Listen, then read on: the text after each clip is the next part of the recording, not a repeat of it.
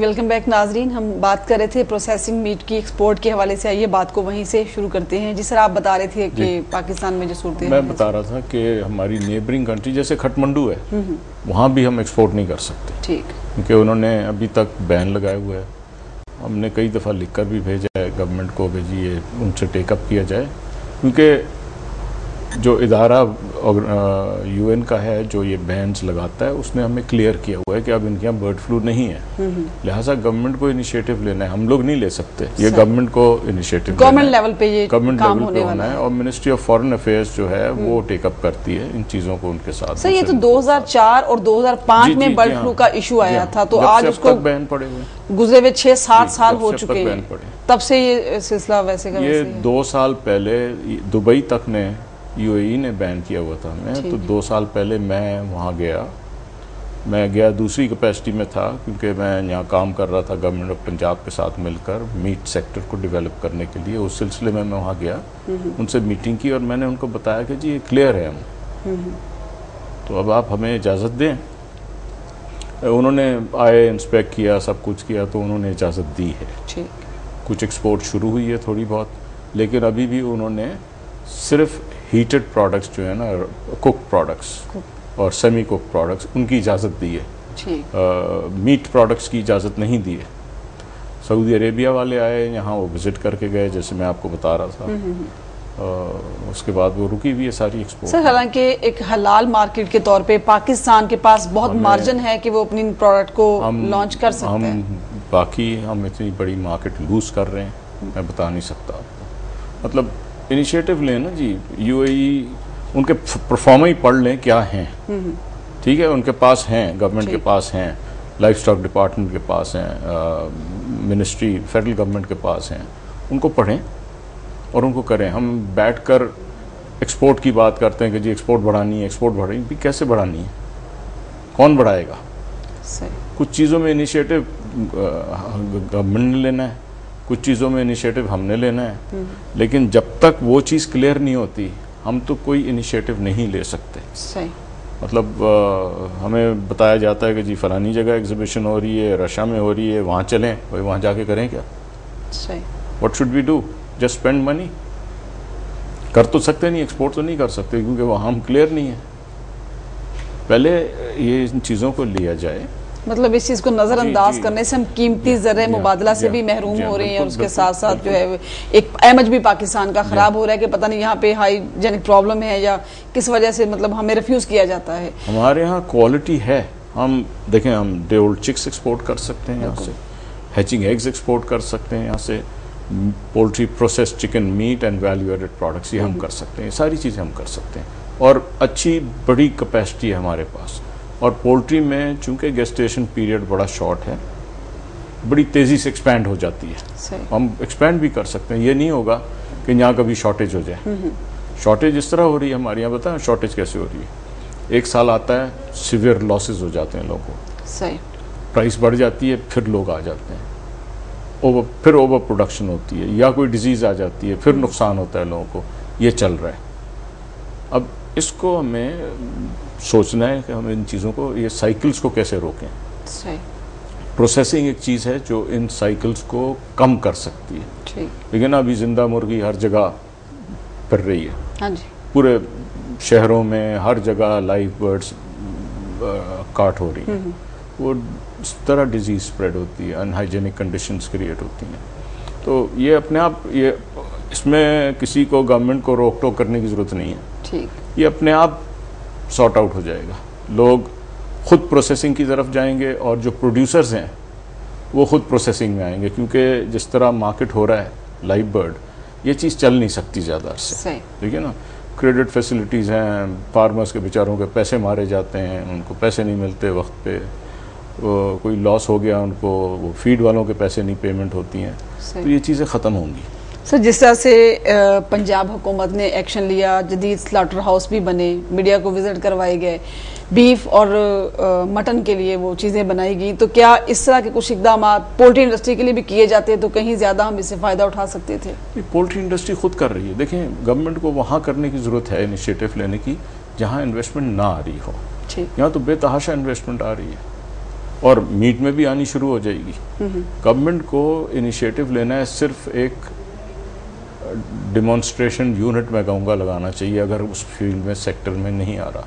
सही। अच्छा, तो मेरा उस प्रोजेक्ट से एसोसिएशन रहा है, मीट सेक्टर पंजाब के साथ मेरा काफ़ी क्लोज वो रिलेशनशिप रहा है। अब ये इसको सक्सेसफुली चलाना चाहिए ताकि लोग उसको देखें और उसको इम्यूलेट करें, उसको फॉलो करें और इस तरह लगने शुरू हो जाएंगे। टाइम नहीं है इसमें ज़्यादा, लेकिन एक चीज़ डेफिनेट है कि जब आप लाइफ स्टॉक फार्मिंग में जाएंगे, इंटेंसिव लाइफ स्टॉक फार्मिंग करेंगे तो उसकी प्राइसेस बेतहाशा बढ़ेंगी। सही। इस वक्त जो आपको मिल रहा है वो तो एग्रीकल्चर फील्ड का बाय प्रोडक्ट मिल रहा है आपको। ठीक। उसकी ना कोई इनपुट कॉस्ट है, ना कोई प्रॉपर अब तो कुछ फिर शुरू हो गया है कि लोग बाकायदा फार्मिंग के तौर पे इसको ले रहे हैं, लेकिन जब इसकी जेनेटिक और इनपुट कॉस्ट वगैरह सारी ली जाएंगी, जैसे दुनिया भर में है कि मीट की प्राइस जो है बीफ की ख़ास तौर पे वो बहुत ऊंची होती है। सबसे सस्ता और सबसे न्यूट्रिशियस चिकन है। सही। और चिकन बड़ी तेजी से सबसे बड़ी बात ये कि आम आदमी की पहुंच में है, सस्ती प्रोटीन लोगों को मुहैया हो रही है। अच्छा सर, आप से बात हो रही है प्रोसेसिंग मीट के हवाले से, तो इसमें हाइजेनिक सिस्टम की किस कदर अहमियत है? जैसे हम पहले थोड़ी देर पहले डिस्कस कर रहे थे कि बेशुमार डिजीज़ हैं जो इन अनहाइजेनिक कंडीशन से आती हैं और डिजीज़ की वजह से आती हैं, ड्रग मिसयूज़ एब्यूज़ की वजह से आती हैं, जानवर जो हैं वो दवाइयाँ कैरी कर रहे होते हैं उनकी वजह से भी आती है। तो अहमियत इसकी बहुत है। देखें, सैल्मोनेला की वजह से अमेरिका जैसे मुल्क में लाखों रिपोर्टेड केसेस हैं सैल्मोनेला इन्फेक्शन के, हालांकि वहाँ पे इतनी हाइजीनिक कंडीशंस हैं। अब यहाँ पे अगर कोई प्रॉपर डॉक्यूमेंटेशन करे तो पता लगे कि जी कितना प्रॉब्लम है फूड से रिलेटेड। फूड बॉर्न डिजीजेस बेशुमार है ना जी, food and water borne diseases. तो उसके लिए हाइजीनिक होना तो मतलब उसका कोई नेम बदल नहीं है। तो एक एंडी और कभी बर्ड फ्लू जगह बाद दीगरे हमले होते हैं, फार्मर्स के फ्लॉक तबाह हो जाते हैं। तो क्या पोल्ट्री इंडस्ट्री ने माशाल्लाह से जितनी तरक्की की है, तो क्या इनके पास अपनी कोई जदीद लैब नहीं है जहां पे टेस्ट किए जा सकें, कबल वक्त बीमारी को काबू किया जा सके, या जो इतना नुकसान हो चुका है उसको देखते हुए मजीद कुछ जदीद चीज़ें की जाएं ताकि मजीद नुकसान से बचा जा सके? देखिए, कभी ऐसा कुछ हुआ? पोल्ट्री एसोसिएशन की तो कोई लैब नहीं है, लेकिन पोल्ट्री में जो प्लेयर्स हैं उनकी हैं। मतलब हमारी 3 लैब्स हैं, एक कराची में, एक लाहौर में और एक एबटाबाद में। अच्छा, हमारी लैब जो है वो रिसर्च लैब है जो हमने USAID और PARC की कोलैबोरेशन में बनाई। ठीक। वहाँ हम रिसर्च का वर्क भी करते हैं और तकरीबन नो प्रॉफिट नो लॉस पे हम सर्विस प्रोवाइड करते हैं फार्मर्स को थ्रू आउट द कंट्री। जो चाहे हमारे यहाँ अपने सैम्पल्स भेज सकता है and we just charge them the nominal जो कॉस्ट होती है हमारी वो चार्ज करते हैं। It's not a profit making, बल्कि it's highly subsidized by the company. हम उसको सब्सिडाइज करते हैं क्योंकि उसकी जो कॉस्ट है वो फार्मर्स दे नहीं सकते। छोटे फार्मर्स जो हैं, जितने बड़े फार्मर्स हैं उनकी अपनी भी लैब्स बनती जा रही हैं, तो मॉडर्नाइजेशन हो रही है और इवेंचुअली मेरा ख्याल है बहुत दूर नहीं है कि आपको सिर्फ प्रोसेस चिकन मीट मिलेगा, क्योंकि लाइव बर्ड बिकनी तकरीबन बंद हो जाएगी क्योंकि इतना रिस्की है। प्रोड्यूसर्स जो हैं, फीड मिल्स हैं, उनके पैसे ब्लॉक हो जाते हैं। जो डे ओल्ड चिक प्रोवाइड कर रहे हैं वो डिजीज आ जाए तो उनके पैसे नहीं रिकवर होते। मतलब एकदम जो नुकसान होता है, फार्मर मारा जाता है बेचारा उससे।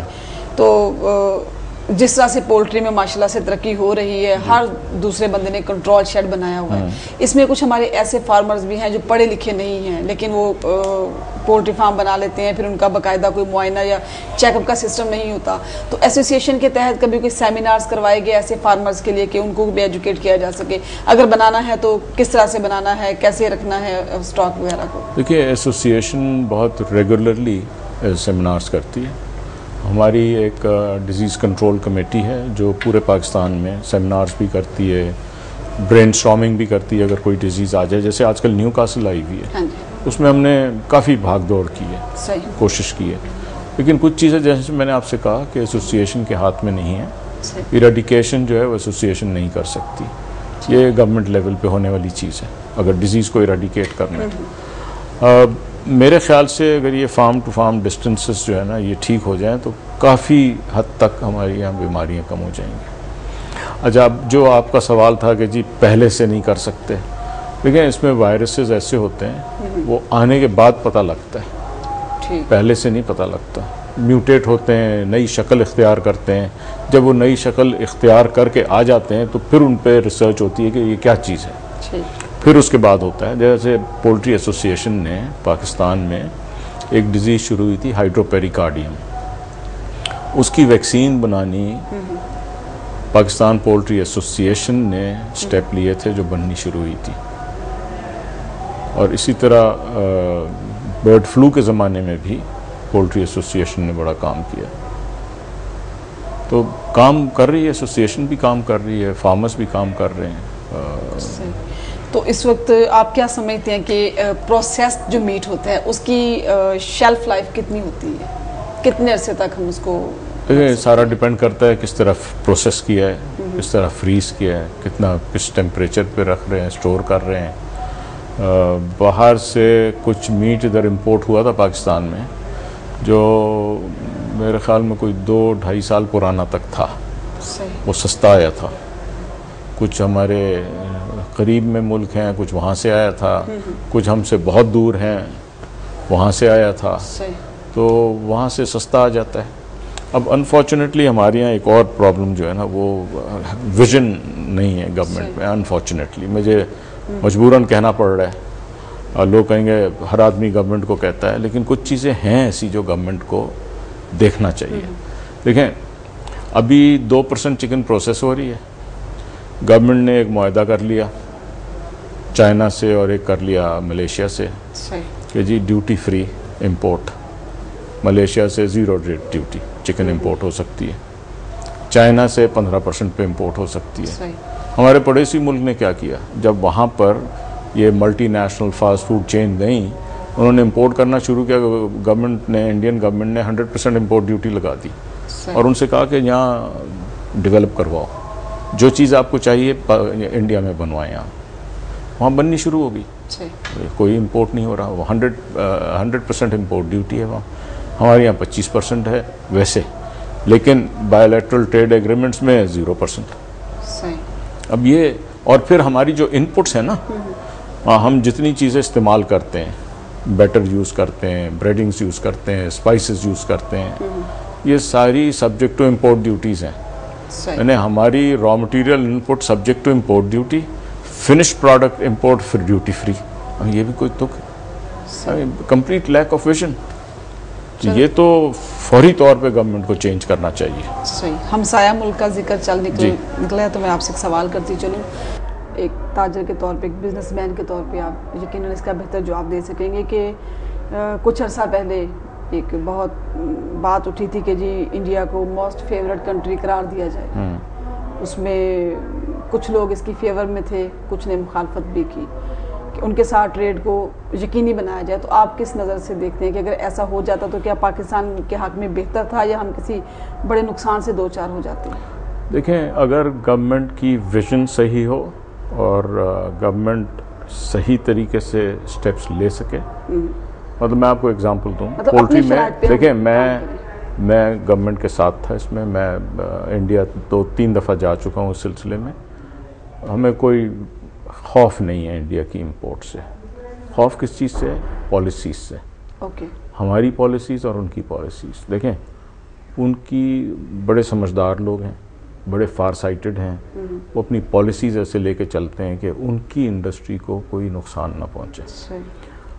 जब से ये बात चली थी, जब से मैं पीछे पड़ रहा हूँ कि भाई इंडिया में प्रोटोकॉल्स क्या हैं इंपोर्ट के, चिकन इंपोर्ट के या मीट इंपोर्ट के प्रोटोकॉल्स क्या हैं। अगर उनके प्रोटोकॉल्स ऐसे हैं कि जी इंपोर्ट सिर्फ वहाँ से हो सकती है, उस चिकन की हो सकती है जो एक डिजीज। नाज़रीन, आप गुफ्तगू मुलाहिज़ा कर रहे हैं, यहाँ पे वक्त शॉर्ट ब्रेक का हमारे साथ रहिएगा।